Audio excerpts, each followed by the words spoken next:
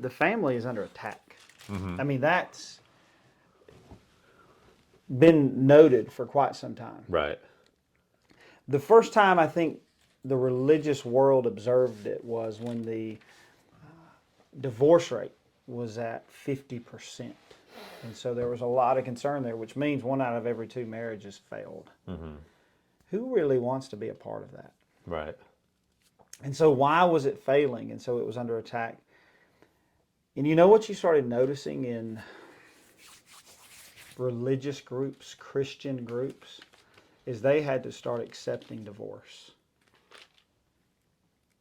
It was usually taboo in religion. A lot of people knew that if they got divorced for unscriptural reasons, what would they have to do? They would have to leave the church. Mm-hmm.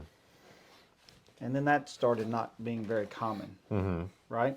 Yeah, that's interesting. I've noticed that a lot of times I will encounter, whether it's through someone I'm watching on social media or someone I interact with, that they will align with about, let's just say 95% of what I see in scripture. Like they're pretty rock solid, but in almost 95% of those cases, they always across the board have the wrong idea about marriage, divorce, and remarriage. Right. Every single time they could have everything else doctrinally pure and square, but for some reason, marriage and then baptism are the two things I notice that everyone trips up on.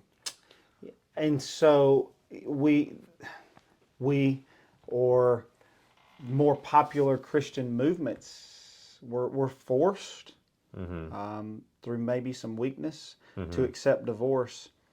And then where did that move into? You know, it just moved into this rainbow coalition that seems to not only have a stronghold on society, but even a lot of religious groups. Oh, for sure. And so I think the question now becomes why. And even to your observation that you have somebody who's biblically sound, but not sound on marriage, why? Yeah, it's the one sticking point I see consistently across different groups. And I think because it is the centerpiece of Christianity. The family unit is the centerpiece of Christianity. I mean the centerpiece. It's right at the heart of Christianity. The cornerstone is Christ Jesus. The foundation is Christ's word through the prophets and the apostles. Who was part of a family. Part of a family, and the centerpiece is the family. Let's go back to not the beginning of the creation, but the beginning of where we start seeing what we're a part of today unfold. So that's Genesis chapter 12. We've got it memorized, and people even listening probably have it memorized. For the uninitiated, maybe just briefly explain Yeah. the critical nature of this chapter. Oh, that's good. Yeah. So you have Abraham, who is in a land that is not Canaan.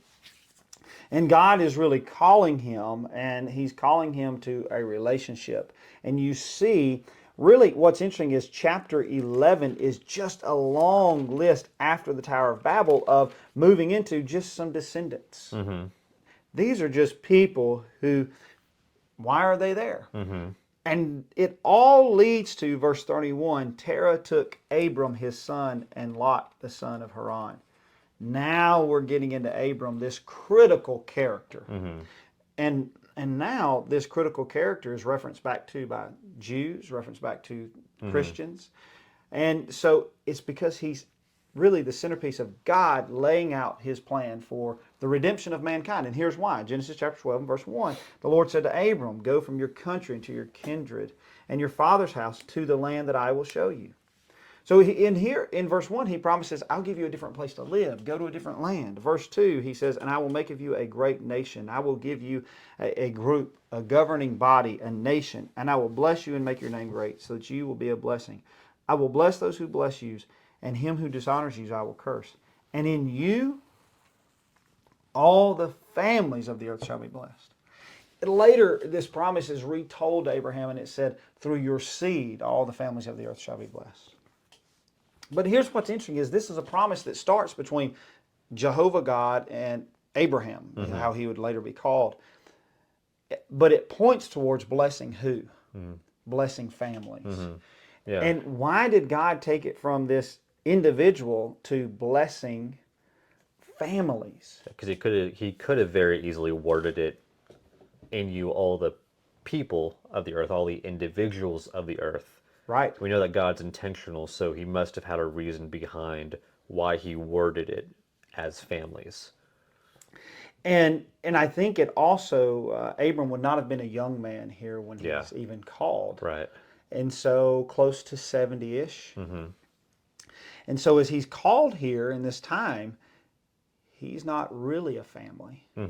Because he has Sarah, right, his wife, but they have no child. Right. And I think even when God said that to Abraham, that, well, God, you don't include me. You're blessing families. Yeah. I don't have a family. Yeah. Sarah, his wife, was known as barren, unable to have children. And so that unit that was not entirely a family was blessed to become a family through God. Yeah. And it's as if they're searching and they're searching until they're a complete family, until they have Isaac. And so, indeed, I think there's some significance in God introducing this concept of families, right? Because families generally do things together. Families generally believe the same way. They talk the same way, generally speaking. There's Right. some rebellion that goes on, but we stick together. Families do, right? And so you go on, and a lot of people probably know the Bible history here, but we're going to fast forward greatly to make this link between the way God's looking at families and how important families can be. If you think about in Acts chapter 10, when to our knowledge there had been no other Gentile convert, there had only been Jewish converts. Right. And so does God choose to have a relationship with just this random individual to bring about salvation to the Gentiles, or is it he's having a relationship with a family? Because it said of Cornelius, of course, he was praying, and then Peter goes and he preaches to him, and they believed, and then they're baptized, and the group of people that are baptized is Cornelius and who? Cornelius and who are baptized? It's all of his household is baptized, right? And so I think that is interesting that even here, as we're breaking into the Gentile world with this Christianity, it is introduced to not just one man, but to a household. And so it's because they saw the humility of their father or husband, and then the household was obedient. Right. And so what's the first way most people are introduced to faith? Yeah, through the parents. Through their parents and through families. And so, therefore, I contend that this becomes the centerpiece of the gospel, is families and the family unit. Yeah. I think about Aquila and Priscilla, and the children aren't mentioned, so I'm not sure how that worked out for them. But there are only, I believe, 7 passages that reference Aquila and Priscilla, and none of them are long or exhaustive. Yeah. But we learn so much and we get so much insight to them about how, Devin, I don't know if you're right or not, arguing that the family unit is the centerpiece of Christianity. What were they known for? They were known for welcoming people into their home. Even so much so that the church, right, met in their house. And so therefore, of course, the centerpiece of that congregation was the family unit. And they're never mentioned apart from each other, if I'm not mistaken. They're always mentioned as a unit. Right. And so as we think about that, let's think about one of the concerns that Paul had. As he wrote to the young evangelist Titus. I just find this to be, you can hear in his writings, I know when he writes to the churches of Galatia, he's rather upset. But I believe also here, as he writes this epistle to Titus, he's upset as well. Because if we look here in verse 10, you see of chapter 1 in Titus, he's using some language that would mirror that of someone who's just a little bothered. For there are many who are insubordinate, empty talkers, and deceivers, especially those of the circumcision party. Right? This is a man that is upset with what's going on. He goes on to say, we're going to skip verse 11 because we're coming back to that, but he says at the end of verse 12 that the Cretans are always liars, evil beasts, and lazy gluttons. Paul's upset. Here's the question we need to ask ourselves. What's he upset about? What's he angry about? Verse 11 gives us the answer to what he's upset about.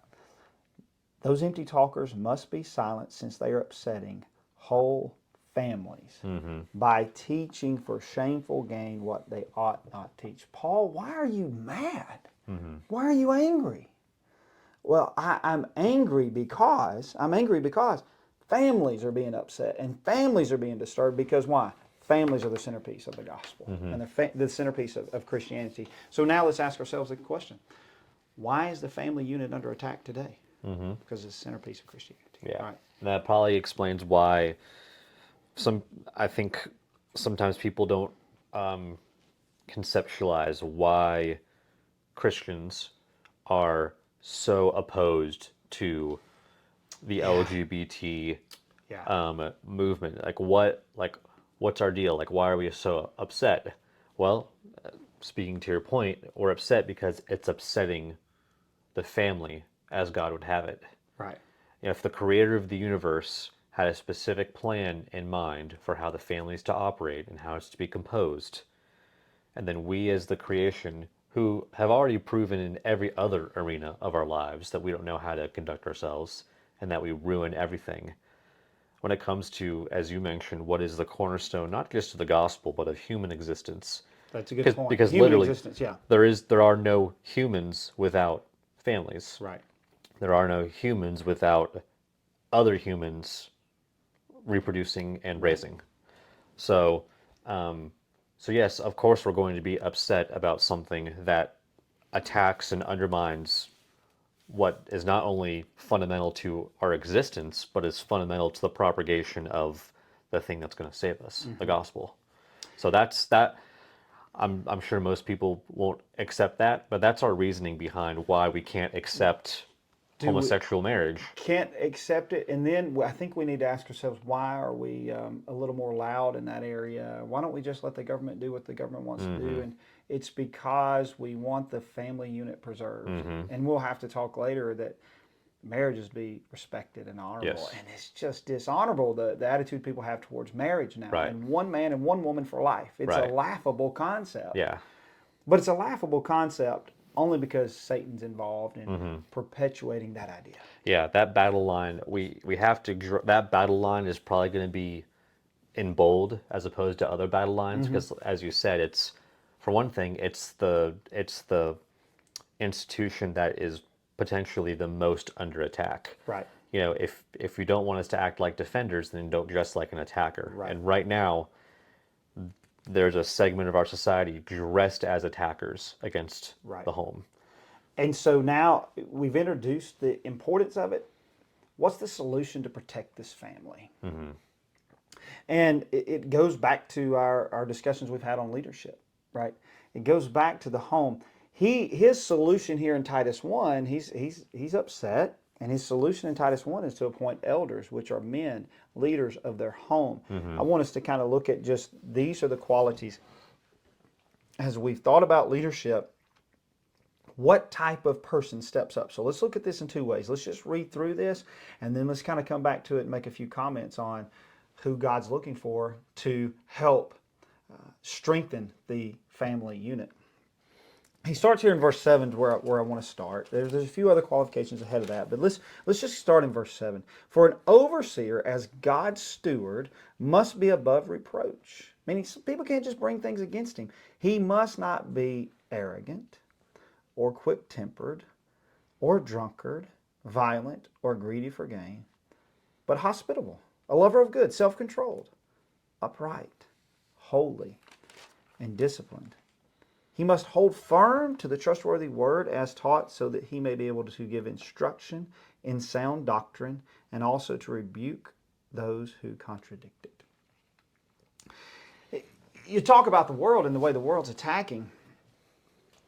Really, would the world attack a man who was humble as opposed to arrogant? They really don't want to. I mean, it's not like we're putting. I think the part that bothers me so bad is it's not. I'm trying to put out a unit or an individual, exalt an individual that the world hates. Would the world welcome less arrogant men? Oh, I think so. What if we could have more men who were not quick-tempered? What does society look like if we had less drunkards, less men who are violent, or greedy for gain, which means they're out to gain anything they can? But what if they were more hospitable and more loving, more disciplined, more self-controlled? And so it goes back to, if we're as Christians going, especially as Christian men, that's how we'll close our thoughts, is focusing in on this Christian man. If we're going to protect this family unit, we probably need less social media posts about it, right? Yeah. And less pointing our fingers at the LGBT Yeah. community, and more humility, more working on our temper, more holding to the sound doctrine so that we can teach our children and teach our friends and our families Right. the good word, so that we contradict it by our conduct, Right. but we also contradict it through good, solid discussion, not a quick-tempered Right. discussion. Yeah, because if we take a hard line against any marriage other than the type God has instituted, and then our marriages are a disaster, Right. we look stupid. We do. make Christ look stupid. Right. And we're not. What's the wording that he uses? We're not going to be able to contradict evil if our own marriages are a complete disaster. In fact, I mean, that would just give the other side ammunition, saying, "Well, I know this homosexual couple who doesn't fight nearly half as often as every Right. other heterosexual couple that I know." So I think we need to ask ourselves, which I believe in pulpit preaching, of course, but do we need more sermons against the LGBT community, or do we need more men who are humble and holding fast to the word and Right. teaching that word in their families? That's where the battle is going to be won. Is Yeah. those conversations that can be had around the kitchen table with the families, and nurturing that unit that has that's been put under attack.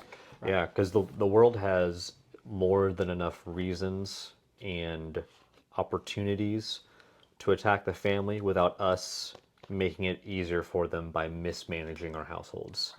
Or as, if this might be too long of a story to get into, but the story of David and Bathsheba, if the audience is familiar with that story, after David has committed adultery and then murdered a man to cover up for it, a prophet confronts him and tells him that David, has given occasion to the enemies of the Lord Right. to blaspheme. Right. And so when we preach against certain types of marriage and then completely fail in our own marriages, we're giving the enemies of the Lord occasion to blaspheme. I like that.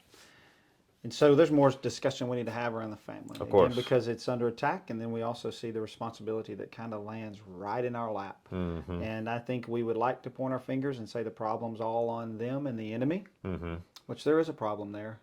But we're really not going to have an impact on the enemy until we first evaluate ourselves. Well, I mean, the message of the New Testament is that humanity is the enemy. Right. All of us were the enemy of God, but he loved us so much that while we were still sinners, he died for us. Christ died for us. So, hey, it's been a good discussion. Thank you. We'll Yes, kind I of stop appreciate it it. there, and we'll reconvene next time.